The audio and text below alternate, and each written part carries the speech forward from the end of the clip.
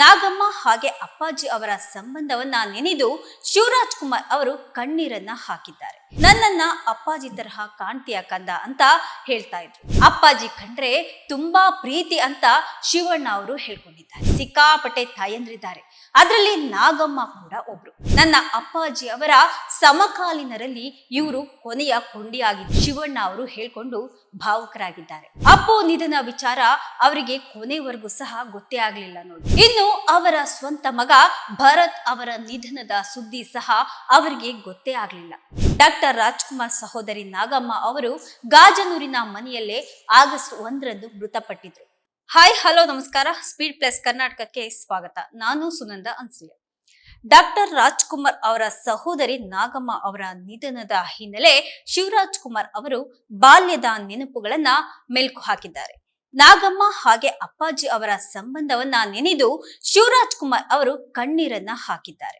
ಇನ್ನು ಈ ಬಗ್ಗೆ ನಟ ಡಾಕ್ಟರ್ ಶಿವರಾಜ್ ಕುಮಾರ್ ಅವರು ಮಾತನಾಡಿ, ನನ್ನನ್ನ ಅಪ್ಪಾಜಿ ತರಹ ಕಾಣ್ತೀಯ ಕಂದ ಅಂತ ಹೇಳ್ತಾ ಇದ್ರು. ನನ್ನ ಸಿನಿಮಾಗಳು ಮತ್ತೆ ಅಪ್ಪು ಸಿನಿಮಾಗಳನ್ನ ತುಂಬಾ ನೋಡ್ತಾ ಇದ್ರು.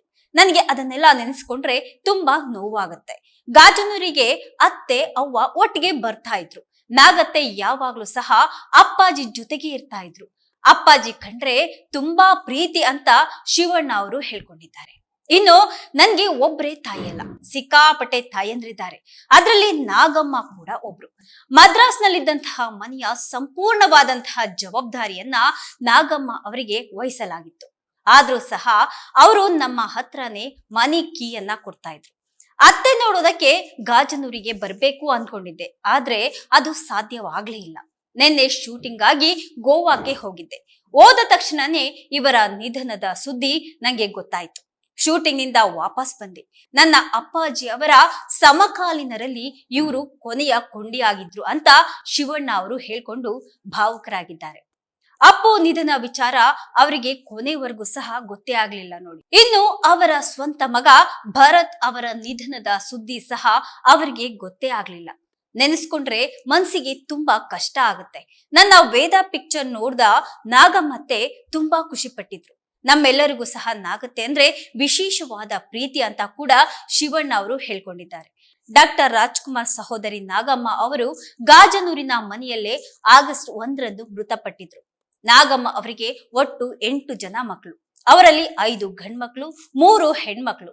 ದೊಡ್ಡ ಮಗ ಗೋಪಾಲ್ ಜೊತೆ ನಾಗಮ್ಮ ಅವರು ಗಾಜನೂರಿನಲ್ಲೇ ವಾಸವಾಗಿದ್ರು. ತಮ್ಮನ್ನ ಆಡಿಸಿ ಬೆಳೆಸಿದಂತಹ ನಾಗಮ್ಮ ಅವರ ಪಾರ್ಥಿವ ಶರೀರವನ್ನ ಕಂಡಂತಹ ನಟ ಶಿವರಾಜ್ ಕುಮಾರ್ ಅವರು ತುಂಬಾ ಭಾವುಕರಾಗಿ ಕಣ್ಣೀರನ್ನ ಹಾಕಿದ್ರು. ಅಪ್ಪಾಜಿಗೆ ಯಾವಾಗ್ಲೂ ಸಹ ನಮ್ಮ ಜೊತೆ ಅಜ್ಜಿ ಅಂದ್ರೆ ನಾಗತ್ತೆ ಇರ್ಲೇಬೇಕಾಗಿತ್ತು.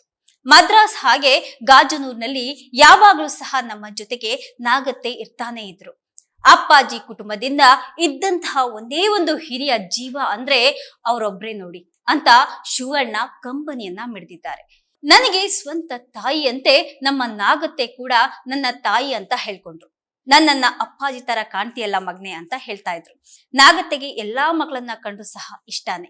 ನಾನು ಕಾಲೇಜ್ಗೆ ಹೋಗ್ಬೇಕಾದ್ರೆ ದುಡ್ಡನ್ನ ಕೇಳಿದ್ರೆ ನೀನ್ ಕೇಳ್ಬೇಕಾಕಂದ ತಗೋ ಅಂತ ಮನೆಯ ಕೀಯನ್ನೇ ಕೊಟ್ಬಿಡ್ತಾ ಇದ್ರು. ಆಗ ಇಲ್ಲ ಅತ್ತೆ, ಹಾಗೆಲ್ಲ ಆಗೋದಿಲ್ಲ, ನೀವೇ ಕೊಡ್ಬೇಕಷ್ಟೇ. ಅಪ್ಪ ಅಮ್ಮ ನಿಮ್ಮ ಕೈಯಲ್ಲಿ ಜವಾಬ್ದಾರಿಯನ್ನ ವಹಿಸಿರ್ಬೇಕಾದ್ರೆ ನಾನ್ ತಗೊಳ್ಳೋದು ಸರಿ ಅಲ್ಲ ಅಂತ ಹೇಳ್ತಾ ಇದ್ದೆ. ಈ ರೀತಿ ಶಿವಣ್ಣ ಅವರು ನಾಗತಿಯನ್ನ ನೆನ್ಸ್ಕೊಂಡು ಕಣ್ಣೀರನ್ನ ಹಾಕಿದ್ರು. ಇದಾಗಿತ್ತು ಇವತ್ತಿನ ವಿಶೇಷ. ನಿರಂತರ ಸುದ್ದಿಗಾಗಿ ನೋಡ್ತಾ ಇರಿ ಸ್ಪೀಡ್ ಪ್ಲಸ್ ಕರ್ನಾಟಕ.